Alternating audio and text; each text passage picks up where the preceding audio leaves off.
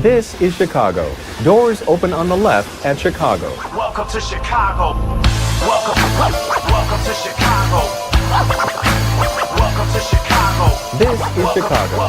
Doors open on the left at Chicago. Welcome to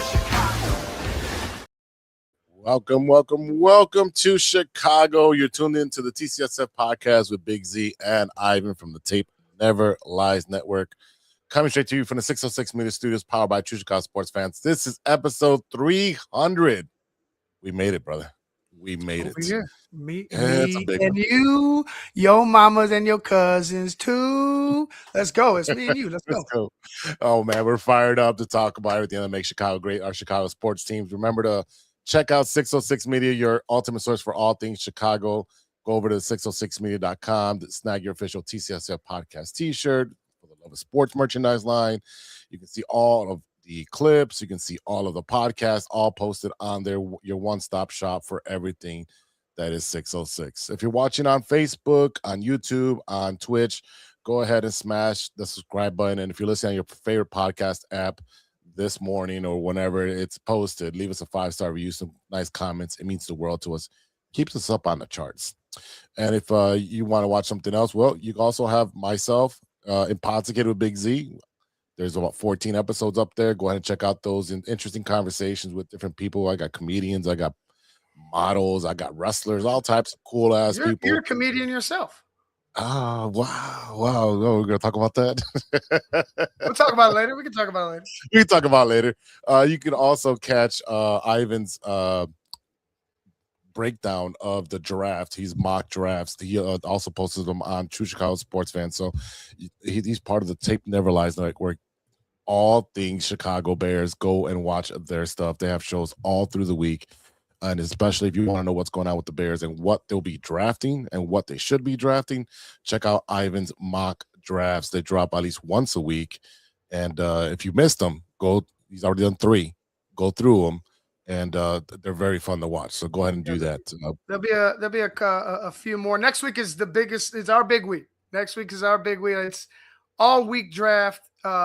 Even this week, I believe we got Matt Waldman coming on.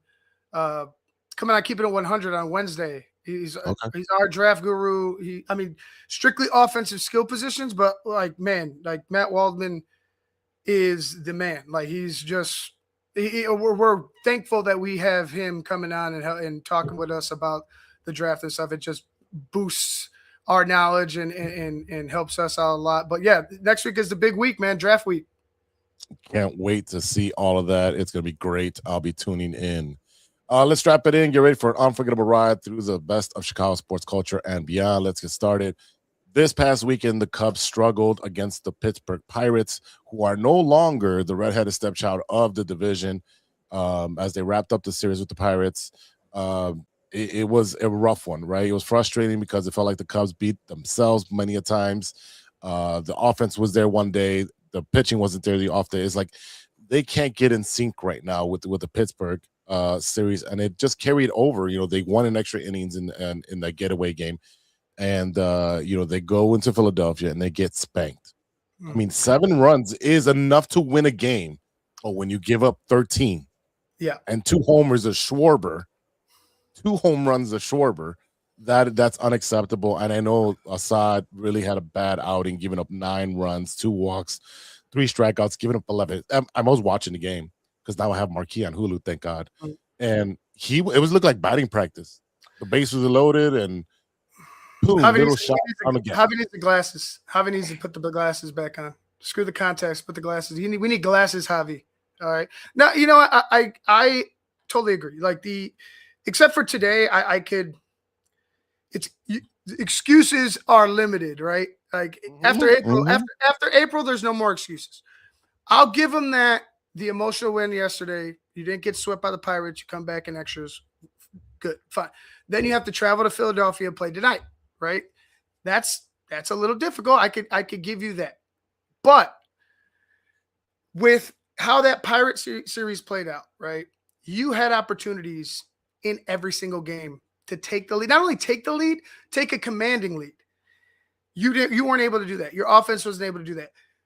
Bregman, I won't get on him as much as I'll get on PCA, because PCA doesn't look like he has a fucking plan at the plate right now. PCA looks like he's trying to win the World Series with every at bat. You know what I mean? Like every time they go out there, and I think the pressure is getting to him because this is a team that should win. I feel like they're trying to win the World Series in April. It feels like that's the pressure that they put on. Either they're putting on themselves or they're feeling it from, outside. I don't think that this team right now is settled with, who they are and what they can do and what they should do as a baseball team. I think that they're pressing. I think that they, obviously you want to start out hot, but once you start pressing and it's not working, it could get worse. So, like, for me, knowing that you're going to get Justin Steele back here soon, Javier Assad, I think will be fine, moving forward. I don't think Javi's going to be a huge negative for us. You had fucking Imanaga, as much as the people complain about the home runs, it's usually one home run that beats them, which is, right. Which to me is like, well, fuck. But it's usually always one home run that beats Imanaga. He goes out and he's pitching a fucking no-hitter. You know what I mean? And you can't generate enough runs to protect that. You can't generate it. Thielbar comes in. What happens? Fucking 2-run home run right out the fucking gates. Right the back, yeah. The next game, what happens?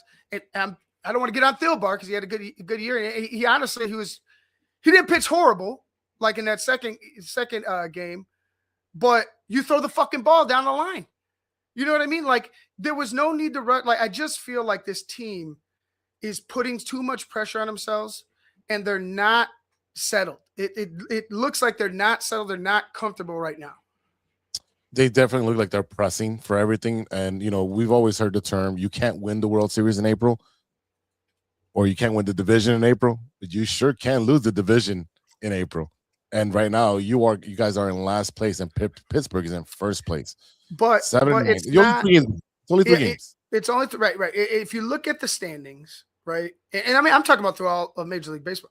There's only a few. Right. There's a few teams where you're like, okay, they're really playing bad, right?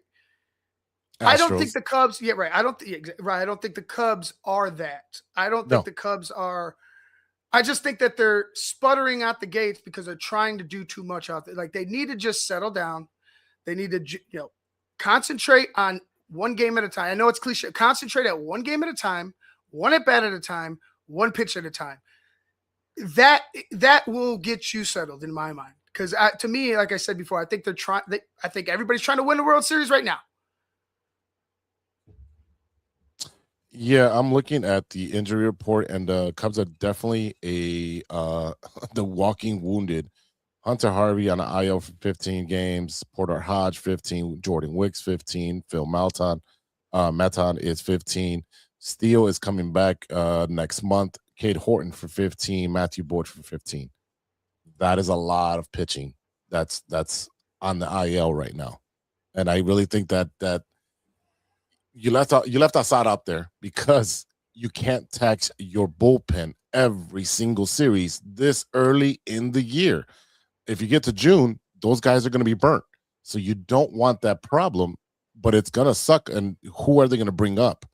Do they have pitching in the minor leagues that's going to be capable of eating up 2-3 innings? Well, Jackson Wiggins is complaining about a sore arm. So that's, that's your guy. That's the guy that's, is next up, right? So it's like it's rough. It's rough. To me, if the Cubs can, by the deadline, and to me, it's got to happen, right? If you're really trying to do something this year, by the deadline, they're in first, second, or third place, right?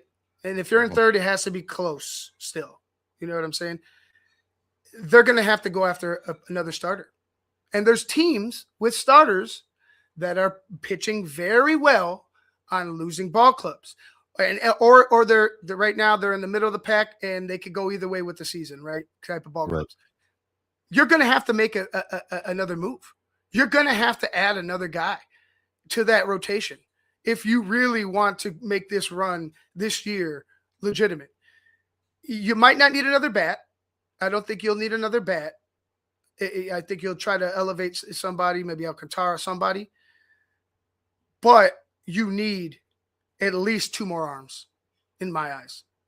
And one, it wouldn't even have been that if we didn't lose Horton, right? You know what I'm saying?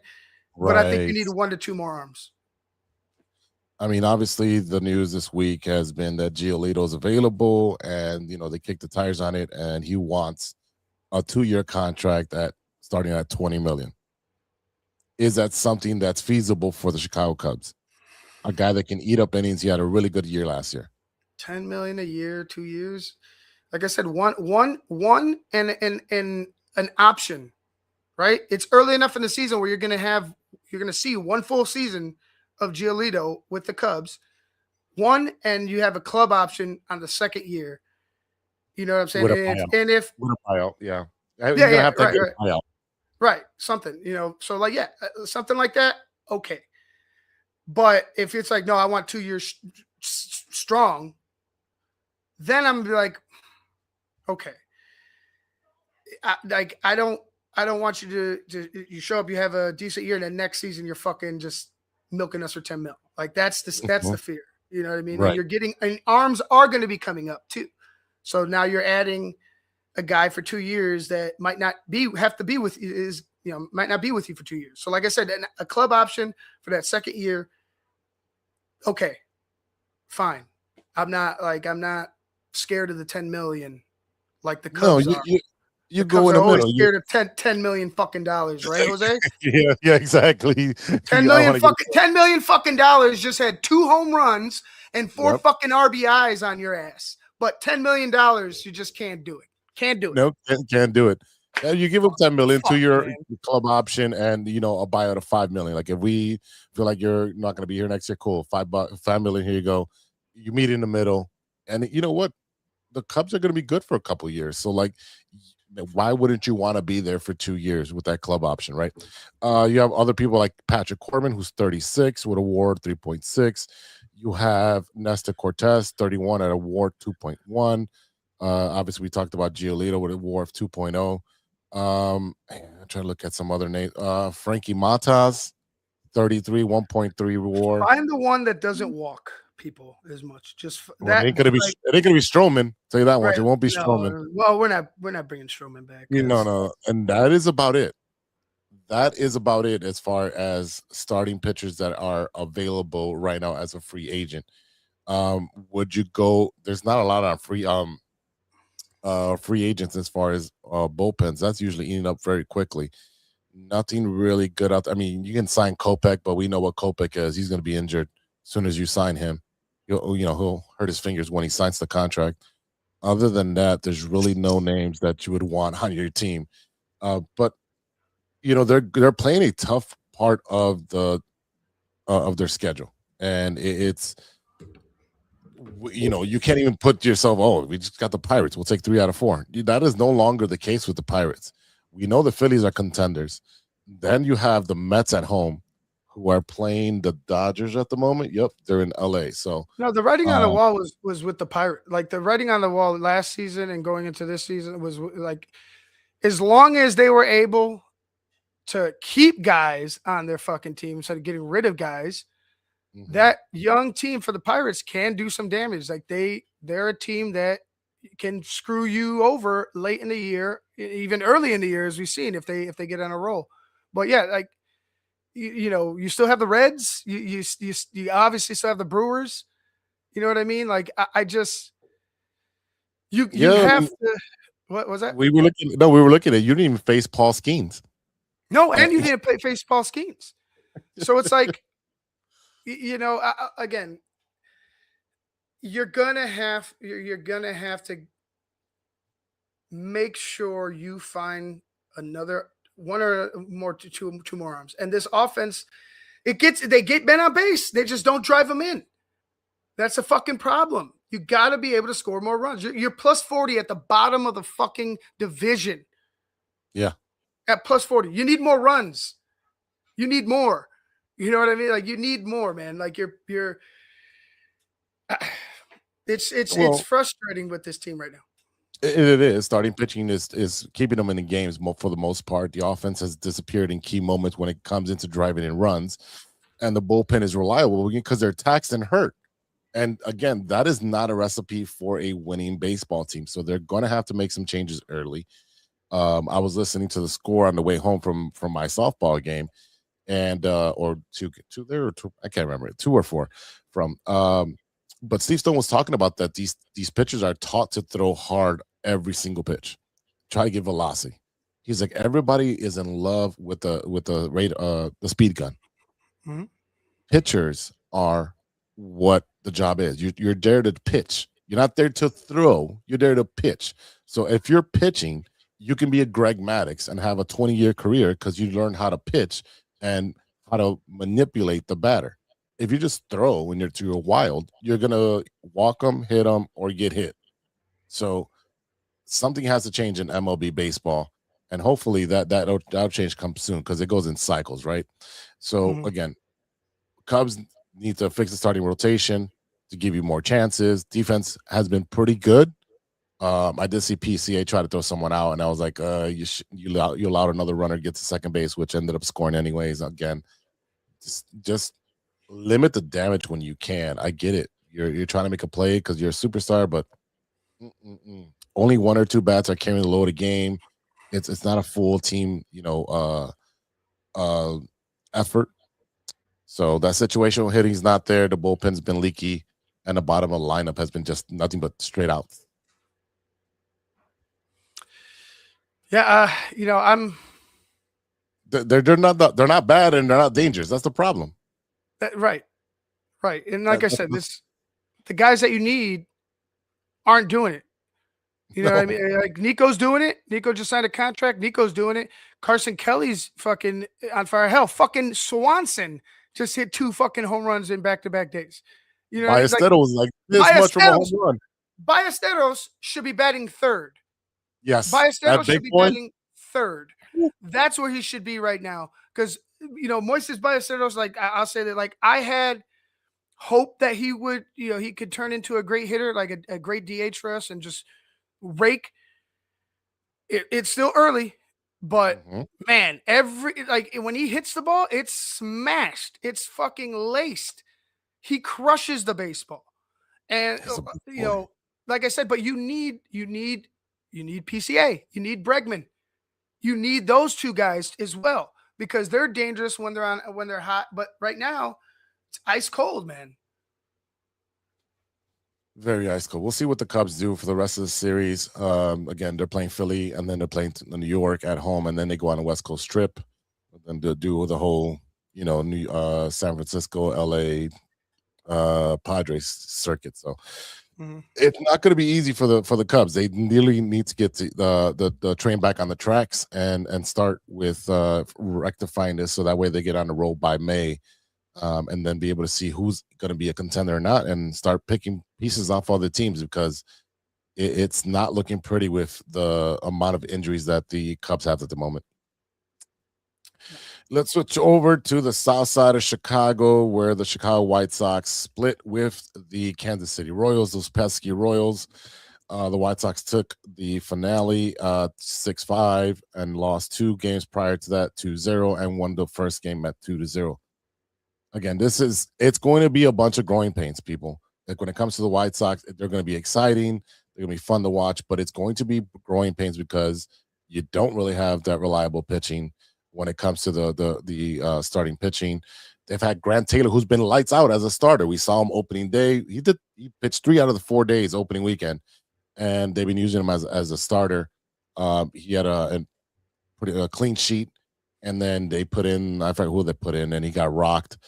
Will Venable had 9 pitchers in yesterday, 9 pitchers in 9 innings, which means that man was managing his ass off to keep that 6-5 win. Oh, yeah. That tells you that boy is managing. He was making defensive moves. He's like, Benintendi, you struck out, in the 7th. Boom, let's get out. I need a defensive kid out there. Yeah, in particular And with the pitch. Sorry, in particular go with the ahead, go. pitching, because you're right. I love Will Venable for the White Sox. I do. I think he's a perfect fit.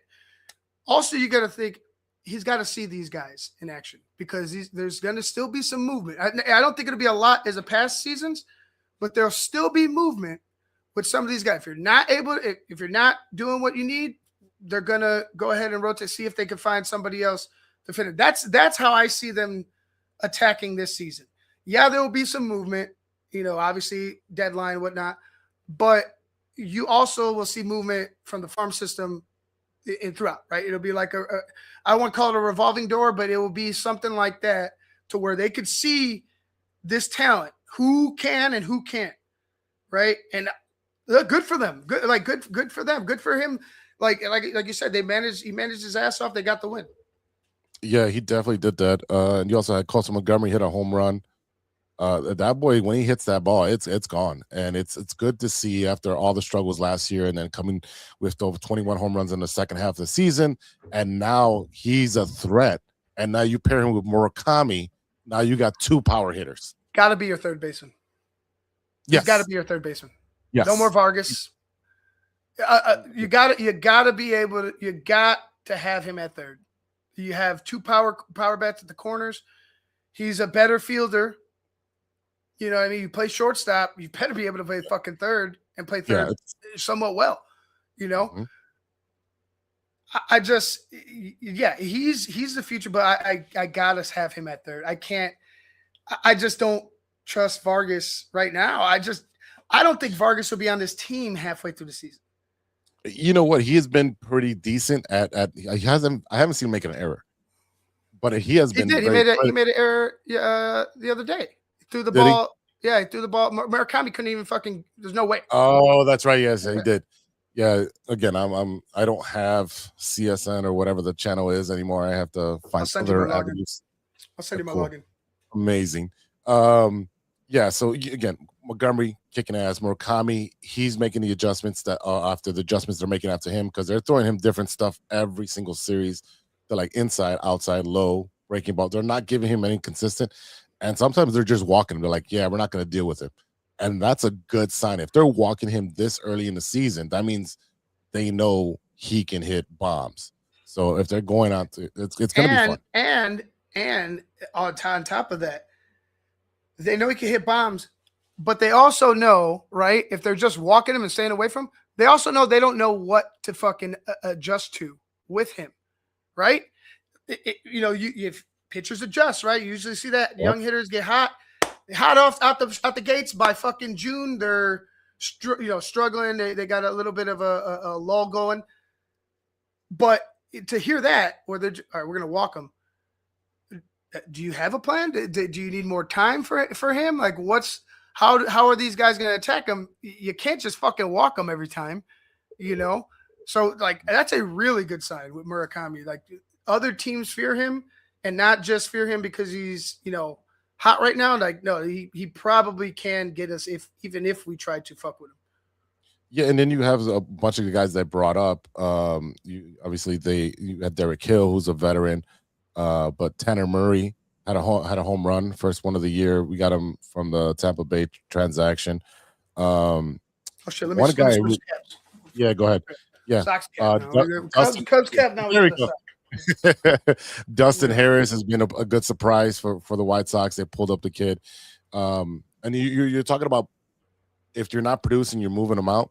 Lenin Sosa got traded to Toronto today. Oh, yeah. There you go. That's my point exactly, right? It's starting now. Lenin Sosa, all right, player, wasn't going to be a part of the future, right? No, not part of the future. He led the team in home runs last year, but he was the odd man out. There's nowhere to put him. I mean, he's a very good utility player. He's got a pretty decent bat, but he doesn't walk and he strikes out a lot. So guess what?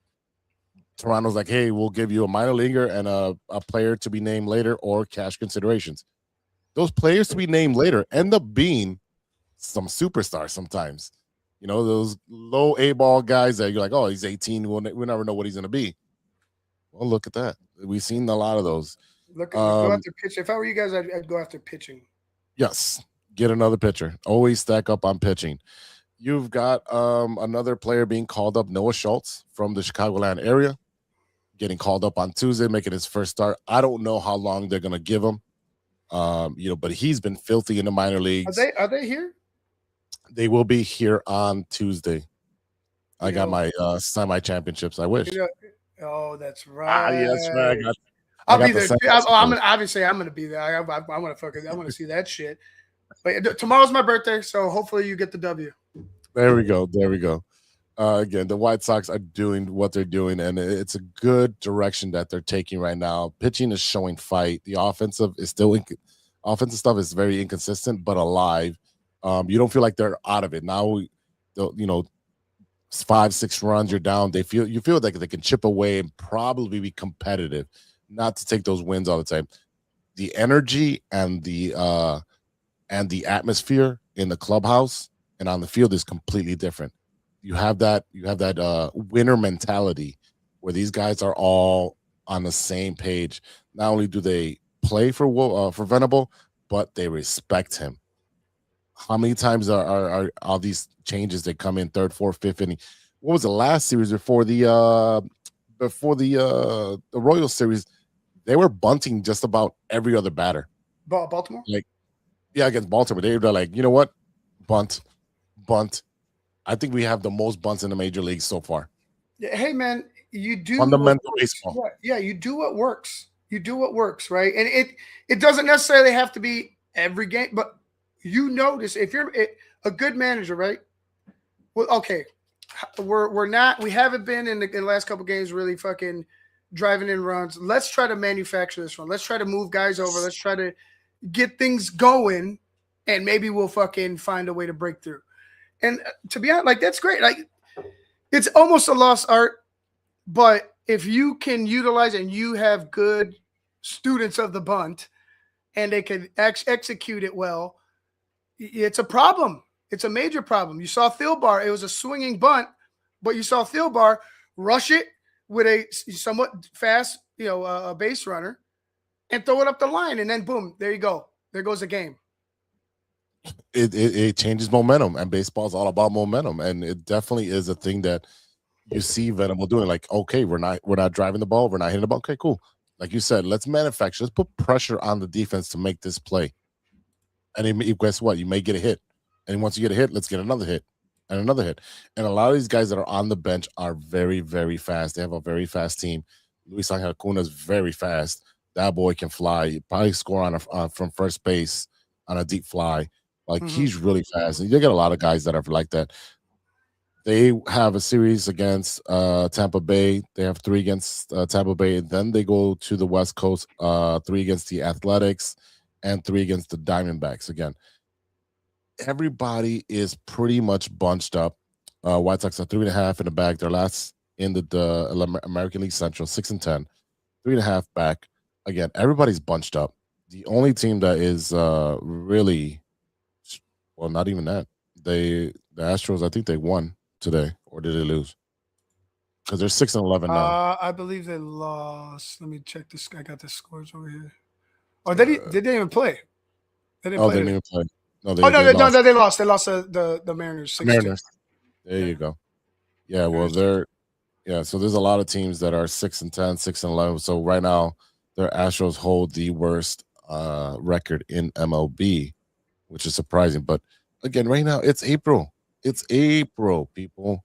And you can get super excited right now, but we've seen many a times what did the Pittsburgh Pirates have I don't know, they had they won 20 games in a row or something. No, not 20 games in a row, but they might have been 20 games and past 500, midway through the season, and completely collapsed. So it's happened to teams. We don't want to happen in Chicago, but it's going to be fun season for Chicago baseball. You're going to see a lot of these kids get called up for the White Sox. You're going to see the Cubs start making moves. Hey, the Cubs can talk to the White Sox or some of these veterans. Like who? I mean, didn't you have Eric Fetty? Didn't he sign with you guys for a cup of coffee? Yeah, I think he might have. I think we traded him to you. Did. We traded him to you. No, yeah. We traded him to you, right? That might have been it. Yeah, let me look. Yeah, and then he kicked ass. He kicked ass first, and then we traded him to St. Louis, and then we got him back. I mean, that's one player. Let's see. I'm trying to look at anybody else that we can trade as far, because we're pretty hurt too. Let's see. No. No, he went from Washington to you guys. Oh, Washington to us. There we go. Well, no. Okay, so 2004 he was on 2 teams, right?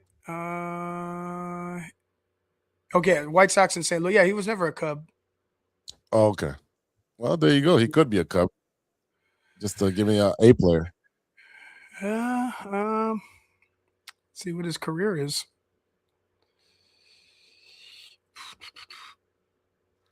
All right. His regular season, he's 34-58, ERA of 4.91.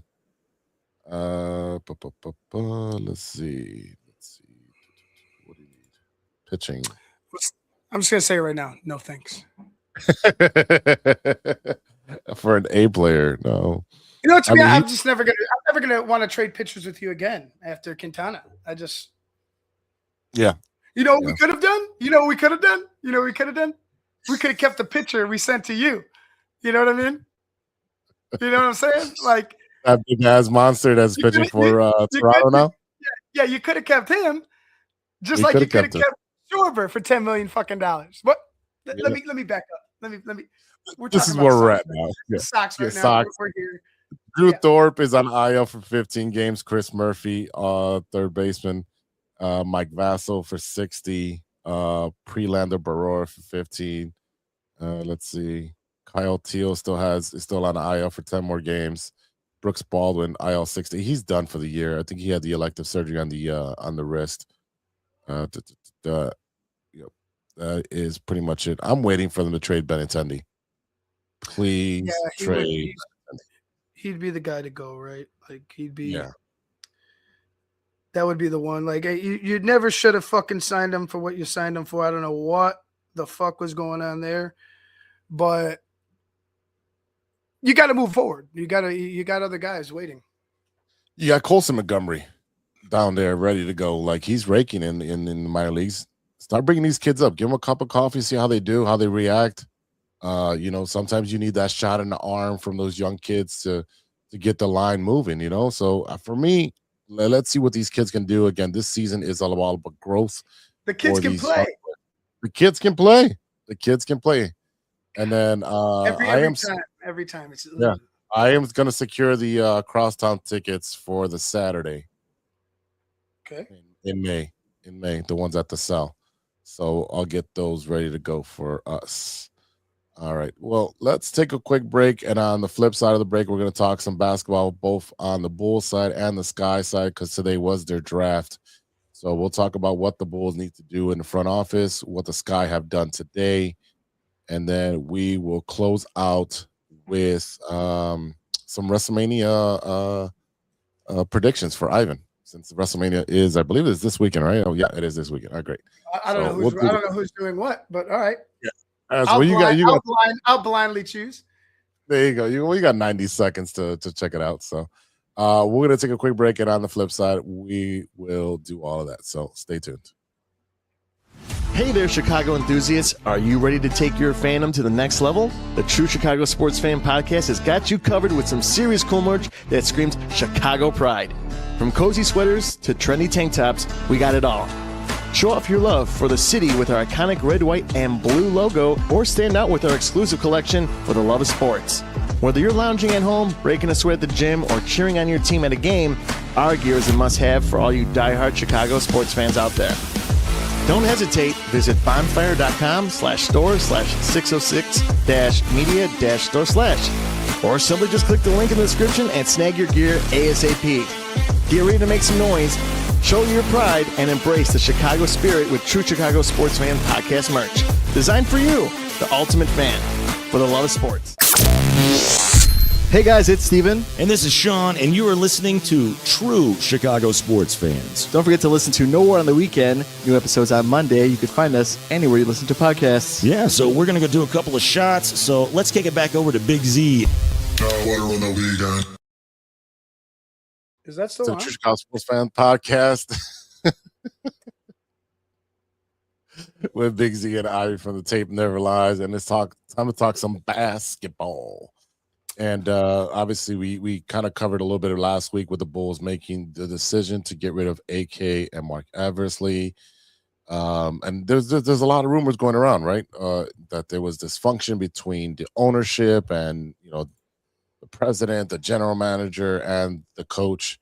And right now the season is over. They got blown out by Orlando in their final game. And now it's time to see what the Bulls are going to do with president of basketball operation targets. So I'm going to give you 3 names, and you're going to tell me which one you would prefer. Sam Presti, Masai Ujiri, Tim Conley. You're not going to get Sam Presti. Ujiri's probably the next 2. They're probably going to be. You could probably go after him, but if I'm an executive, like if I'm going to be, oh my God, was it courted by the Bulls, right? I want guarantees about control and about like the ability to. You just need autonomy to do what you want with the basketball team. There cannot be any pushback on anything. You know what I'm saying? Like you had Reinsdorf, this Michael Reinsdorf, saying go out there and talk publicly and make a statement saying Billy's our guy, and if the GM comes in here doesn't like Billy, then he's not our GM. And then you got Billy saying the opposite. You got Billy literally saying the opposite in his press conference. Of course, you want your GM to have his coach. Fucking of course. Of course. Why the fuck would you want to force somebody on some? It can work, but does it? Does it usually work? We've seen that with the Bears. Yes, somebody's idea of how the team should be run is going to be one way. It's not going to be aligned with it. The reason they hired Billy is because they were aligned with how they want to do things, apparently at the start. But then all of a sudden it was like, well, what the fuck is Billy supposed to do with 20 guards? You know what I mean? Like, what is he supposed to do? So I don't hate Billy. I'm not. No. This ain't Billy's fault. It fucking sucks. And I hope he wins a title. If he's not with us, I hope he wins a title somewhere. Because I like Billy Donovan. But go ahead, finish your thought. But you can't force him on somebody. If you want to have the conversation, you bring somebody in, they have the conversation with Billy, see if it works out, or if they already know they can work with Billy, fine. But if you bring in a guy and he already has his mindset on somebody, you can't fucking hang on to Billy Donovan because you're buds with him. No, you really can't. And for me, I know Billy's going through a lot of personal losses and situations at home with sicknesses and deaths. So he might be ready to step down just away from basketball altogether. And that might be the best thing for the Chicago Bulls, where Billy's like, you know what? I need time for myself. Go ahead and hire your coach. But I can come on as a special advisor, right? So I can keep my paycheck or whatever you want to do. You're not going to get the top of the line guy. Sam Presti, he's going to want to control things, and we know how the Bulls do. They don't allow people to have control. We saw with Thibodeau, right? That struggle with Thibodeau. And again, I know Thibodeau wears out his welcome wherever he goes because he goes hard, and all he does is live, breathe, and shit basketball. So we've seen that. So don't expect Tibbs to come back, all right, people? That's not going to be a thing. But you're going to see someone come in here as a president and a GM, and they're going to mold the Bulls to their vision. Here's the thing. I don't want this new administration that comes in to waste the youth and this two-man horse that we have right now in Giddey and Modest. We've seen what they can do. And there's still people that do not believe in Giddey. But we've seen what the rest of the offense was doing. Those young kids were balling out this last couple of weeks. I don't know how you don't believe in Giddey. Like some people the struggles of the Bulls, right? Literally directly coincide with any type of struggle Giddey has, right? And the guy fucking, I mean, he's a great point guard. I think he would be a great fit if he, here if he stood long term, right? I think we have something with a facilitator, right? That we hope we had with Lonzo, but unfortunately, Lonzo couldn't, the injuries and everything like that. But we have a facilitator. So there's one. Then you have a guy in Buzelis who if he continues to grow and it was his third year. Who? Buzelis is second. This was the second. Going into his third year, this is the time where you start to take off, you start to grow, you start to figure things out, right? Get better at things. Buzelis ain't going nowhere, in my eyes. You find Dillingham, you find what's the name? The young cat they got. Colin Sexton? No, not Sexton. The other Miller. Oh, Leonard Miller. Yeah. Now you find a guy like these. Now you're cooking with gas, right? Now you have guys that can score off the bench. While some of them might start next year, but that you have two guys in Gideon and Buzelis that will quite honestly benefit from having other players play, somewhat up to their par. And now you see some players, Dillingham, Sexton, Miller, guys like that. Fucking Ulrich yesterday. Dog, where the fuck has Ulrich been? Where the fuck has Ulrich been, dog? He's been growing a mustache at the end of the bench. Yeah, where has he been? Fucking dereliction of duty, bro. You don't have that. Look, I know it's the last game of the year. You give it. You're just you get off the bench. You get your spot. You get it up. Bro, that was the effort and energy we fucking need. The rebounding, going up, going and taking it strong, dude. Where has he been? That gives you the out. If Ulbrich can do that on a daily basis, that gives you the out of, hey, Patrick Williams, go pick up your shit. It's in a garbage bag already. It's one of the black one right there next to your locker. Pick your shit up and get the fuck out. It's time for you to go. We're gonna eat this money. Ulbrich is a rookie. Guess what? Next year he's gonna be a second year. He's going to do what he's gonna do. You have Isaac Okoro, a veteran now. He can give you, 8 and 8, 9 and 9, a double. Jalen Smith is getting into his own. Again, we have a lot of young talent. We need somebody that's going to be able to make this young talent gel together and grow them. Anthony Simmons, obviously he's hurt. He's not going to play, right? We have to see what's going to happen next year. There's a lot of free agents that we coming off the books. And then you have Nsonge, who will be coming back after that shoulder surgery. So they're going to have a lot of talent. I'm not sure. We don't know what he is. We don't know where he is. Okay. I know you're right. You're right. You're absolutely right. We don't know what he is. I will reserve. I will let it play. Yeah, let's. I'll let it. You know what? I would love to keep Yuki at the end of the bench. Talk. I know he can't guard the players in the NBA as far as, because guards are usually like 6'7" now. But that boy can throw some dimes. And the boy plays really good on the offensive side, sets up the offense very well. And you get him with the second or even the third unit, give him some 5-6 minutes and be able to, be a microwave and get that second and third unit going while the other guys are on the bench resting. McClung has been McClung, right? He's gonna do what he does. Again, another glue guy that he put 55 up in the G League. And then, he comes up to the NBA, he's scoring 5 or 7 points. Yeah, again, it's go back to fucking AK. Go back to him. It was always supposed to be in his image. After he fucked up with Pat Williams, doubles down because he can't fucking be wrong, right? He just can't be wrong. No one offered him a contract. Nobody. No one was offering him a contract, bro. Then you have a situation like that. Like I said, fucking Lachlan Ulrich or Yeah. Ulbrich. Oh, it's Ulbrich. It's whatever. Ulbrich. Yeah. Triple double. 15 and 10, bro. And I know the Bulls lost and it was bad. You can't call it garbage time because he was playing his ass off, bro. Right. Like he had 31 minutes on the fucking floor, bro.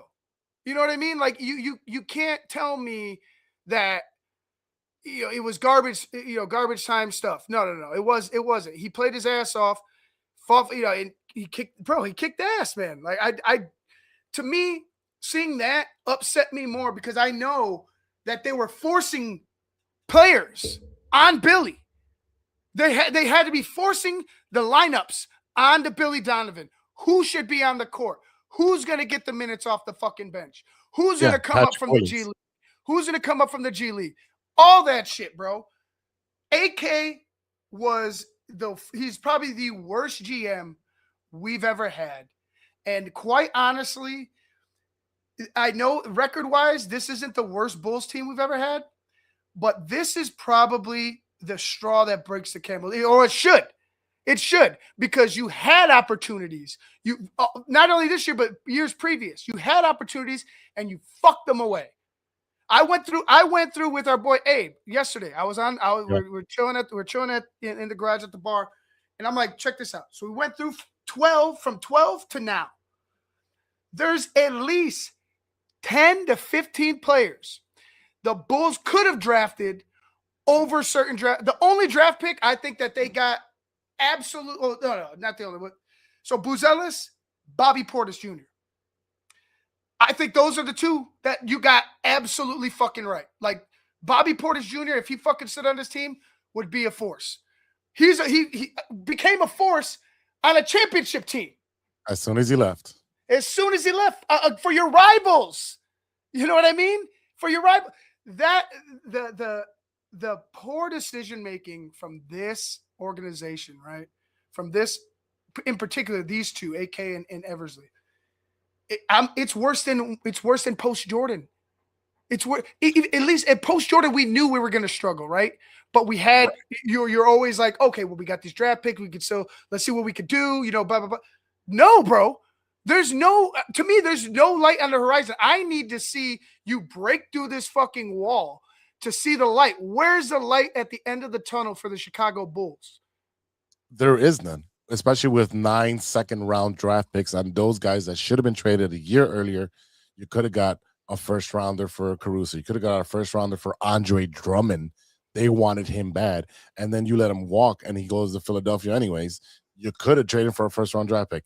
You could have drafted Levine. It's arrogance. It's AK's fucking arrogance because he thought he was going to get into the playoffs. Oh, we're in the play-in? Okay, well, maybe we can make a run. Fuck out of here, you can make a run. This isn't the 90s NBA. This isn't the 80s NBA. You know Only what I'm saying? one team has done it, and it was the Heat. And I think that was the COVID year. Yeah, you can't. Come on, man. I mean, you had Dallas win, right? You had a couple teams get there, and one or two teams. Like I think the lowest is probably like the 6th to get to to win the title, right? I think that's probably the lowest ever to win a title as a 6th seed. Regardless of that, that's your goal is to fucking barely make it in and have to fucking play a 1-game playoff against teams that, you know what I'm saying, that are definitely going to beat you. Miami owns you. You know, Miami owns you. 3 years in a row. You play a play-in with Miami, it's going to go to Miami. Yeah. Jimmy Butler's going to destroy you. Yeah, that meant this fucking loser-ass mentality needs to change with the Chicago Bulls because it is a loser-ass mentality. Yeah, they ended up in 12, so the Bucks ended up in 11, so that's great. They are going to be top 10 in draft picks, and then we have to wait to see if Portland makes it out of the play-in, and then we'll get another draft pick in the first round. So then we'll have 2 in the first round, which would be great. But this is a very guard-heavy draft. So are we drafting another guard? Are you drafting best available? I mean, what? You had okay, it'll be best available, but if it is a guard, he's got to be the killer. He's got to be a killer. You know what I'm saying? He's got to be a killer. He's got to be two-way. My thing is, I think you need to go forward. A power forward, I think would be nice if you had a power forward that could score. You know what I mean? Lanky could play, a little defense, but God knows there's no defense being played in the NBA. But play a little defense, but can score. I think you need another scoring forward because you got guards that can score too now. You know what I mean? You have players that can score. Giddy can give you 20. Are you going to take a freshman? Are you going to take a 2-year player, 3-year player? Are you sold with taking? Oh, this guy had a good, No, I need a guy. I need a guy that's going to go in now, especially if you win the lottery and let's say you get top 4, whatever. I need a guy that's going to be out there this year will be on the team, will be starting, at some point, whether it's right away or down the line in season. No, he needs to be a part of the Bulls, not the fucking G League. No, not okay. We signed this European dude that's not going to come for 7 fucking years. You know what I mean? You can't have that. You need to have somebody that could go right fucking now for you. Are you thinking like a top 3 would be Cam Boozer, right? That power forward. Get a Cam Boozer. Get a Cam Boozer. Fine. Whatever, whoever it is, they need to be fucking ready to go. I would love, if they don't get into the top 3, top 4, maybe even top 5, if they get the 6th pick, get Keaton Wagler from Illinois. He's just light for me.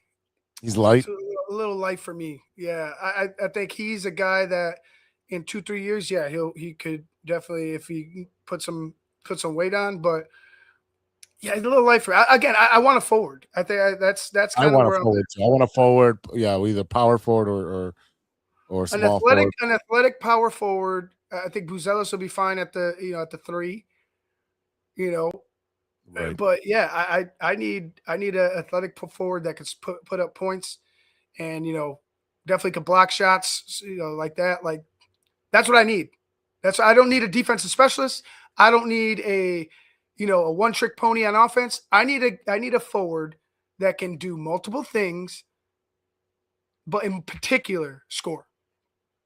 Yeah, definitely be able to score, and then we can put somebody that can just play defense, kind of a Joakim Noah Rodman kind of mentality. I'm just there to play defense and, cause problems. That's what I still need one of those players. I need a glue guy like that. Let the other 4 guys score. I need somebody that's going to be blocking shots. I need that defense, man. I don't know. I'm very Thibodeau heavy, where you have, your Taj Gibson's going to give you 10 and 5. But that was the problem with Tibbs. Not the problem with Tibbs. Sorry. That was the problem with that team, like it forward wise. Yeah, you weren't getting those points forward wise. You weren't able to have a forward step out. And back then it wasn't all the time, but like you weren't able to have one step out real quick, hit a fucking 3 for you. Chris Bosh, like Chris Bosh would be able to do. Like certain forwards would be able to do. You didn't have that. They were strictly defense. Like they could put up 10, 15, 12 points, something like that. But they were all defense. Noah, Taj, Nazi Muhammad. You know what I mean? Like who else? Fucking big man. Like they're all defensive oriented. Like so, I need a guy that can fucking score in the front court, and not be just strictly a defensive stopper. Even though I love Noah, I love Taj. It's not me hating that. Taj came off the bench before Boozer. It was a different team how they were using him, right? Yeah, and again, that was a different NBA. This and even Boozer, they bit more than they can chew, because Boozer they thought was going to be an offensive force, and get that Joe, get that Joe, get it, Joe. Come on, Joe. Yeah, of course, he didn't want to do any work. All right, well let's transition to what happened today. The Chicago Sky made their draft picks with the first round pick number 5. They picked up Gabriela Jaquez, sister of the Jaquez from the Heat. She's a forward, went to UCLA. They won the championship. With their second round pick 21, they picked up Sydney Taylor, a guard from Ohio State. And then with their third round pick number 32, Aisha, that one's hard, Coulibaly, a guard from Texas A&M. I believe you. Yeah, I'm going to go with it. Yeah. Earlier this week, obviously, they traded Angel Reese last week, right, to Atlanta in exchange for first round picks. Best trade they could have made. Yep. And then they're swapping the second round pick next year. They've also made a lot of moves. Let's see what else they do. Here she is. Skylar Diggins signed a 2-year deal to provide veteran leadership in the backcourt. You have Azura Stevens returning to the Sky. She played for the Sky. I remember that. On a 3-year contract after 3 seasons with the Sparks. Elizabeth Williams resigned with the team. She won a title with her. She won the title with the Sky, right? Who? Azura? Yeah, right. Azura. Yeah, she was with Kenneth Parker. Yeah. She won a title with us. Yeah. Elizabeth Williams re-signed with the team, 2-year, $1.2 million contract. Rachel Banham re-signed.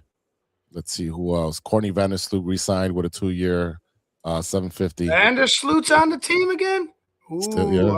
I like Vandersloot. Yeah, she's been on and off the team. And Dejanay Carrington joined the Sky with a new contract. I mean, what they did is crazy because you had Angel Reese coming out being vocal saying, "Oh, this team is trash. Give me some players. This and that." They shipped her off and then got some players. Because Angel Reese is a selfish fucking bitch. Sorry. I'll say it. I'll say it out loud. Angel Reese is about Angel motherfucking Reese. She's about the podcast. Look at her. Her shoes that no one buys. Who throws a fucking meet and greet that nobody shows up to? Right? Did you see the whole fucking setup for that shit? No, I didn't see it. It was ridiculous. Like if there was gonna be a fucking 100,000 people beating down the door to fucking go see Angel Reese, dog. First of all, you're not that good. Flat out. You're just not that good. Are you able to like mix basketball like that, you know, your professional career and like fashion and shit like that? Yeah, okay. Okay, I'll give that to her, right? She has endorsement shit like that. That's fine. You cannot fucking play basketball is my fucking issue. We've seen it. How many times did she fucking miss shots? How many times would she get 10 rebounds off of her own missed shots? She was about herself. She was never it was always supposed to be, oh, this is Angel Reese's Sky team, right? That's how I see it. That's how it seemed like as soon as she got on our team. It's supposed to be Angel Reese's Sky team.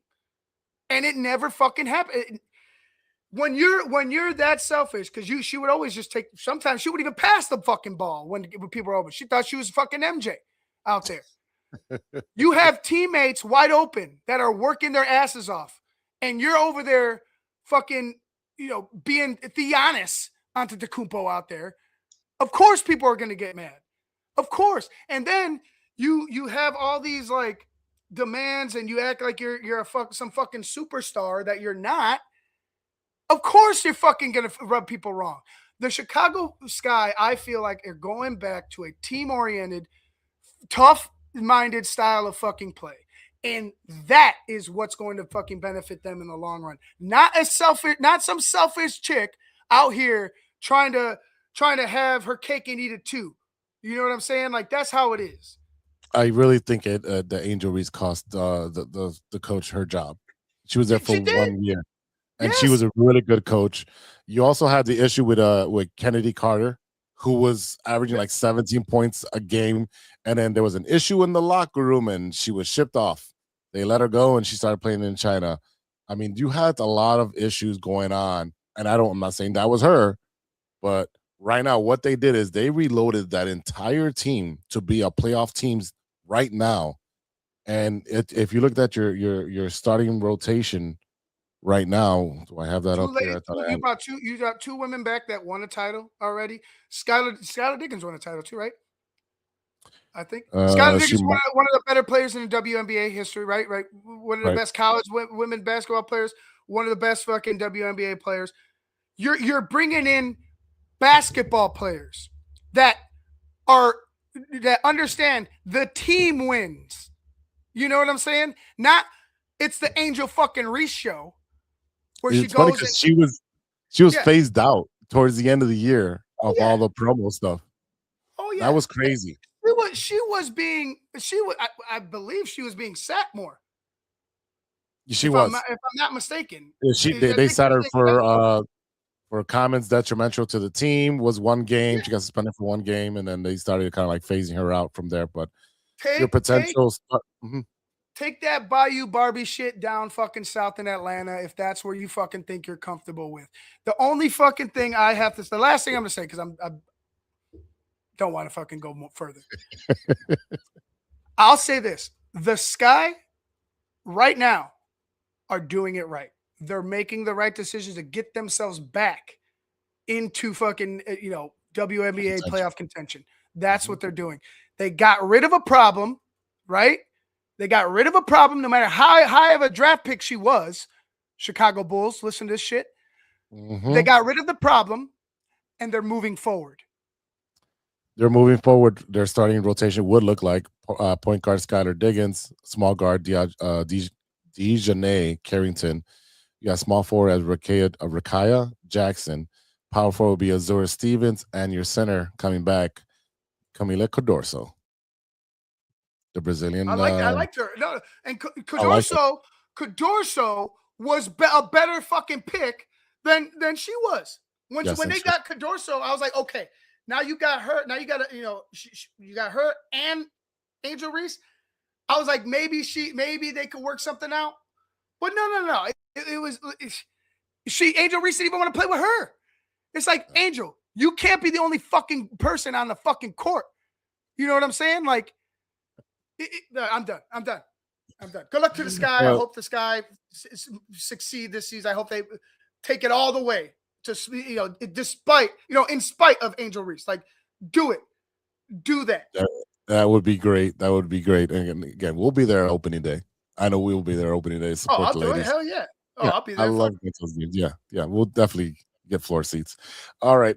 Before we get out of here, talk a little wrestling because it is WrestleMania week.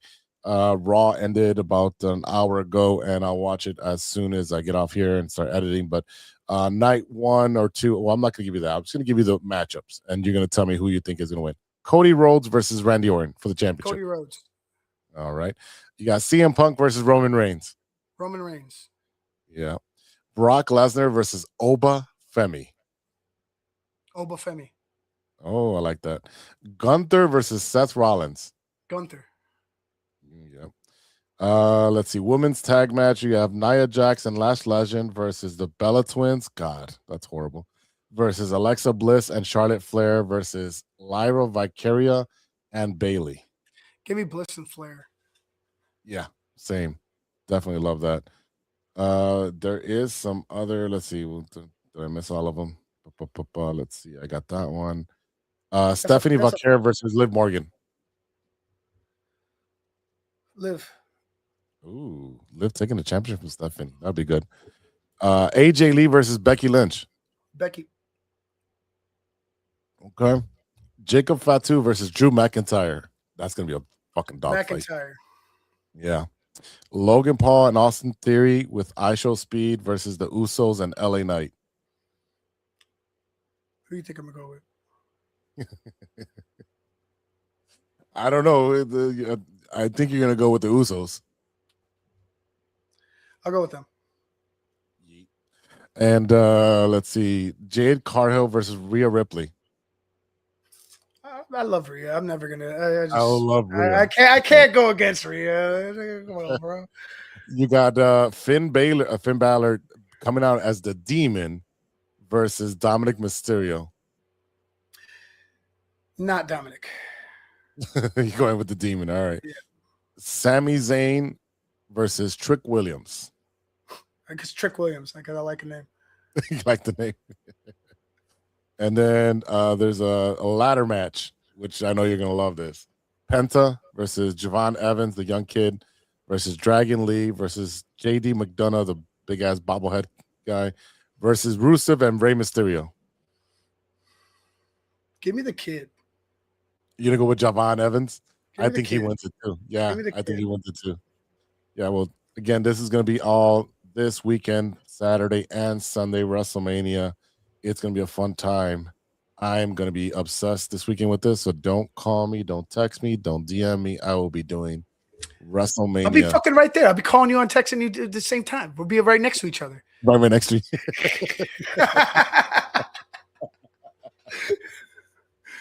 All right. Oh, you wanted to talk about my comedy? I mean, if you don't want to, Jose. Okay, so Jose was a host on a comedy show, and he did very well. So, I appreciate but people were leaving. People were laughing for Jose. You know, he had those school jokes. He had those the teaching jokes. You know what I mean? So, like, yeah, it worked. It worked. It worked.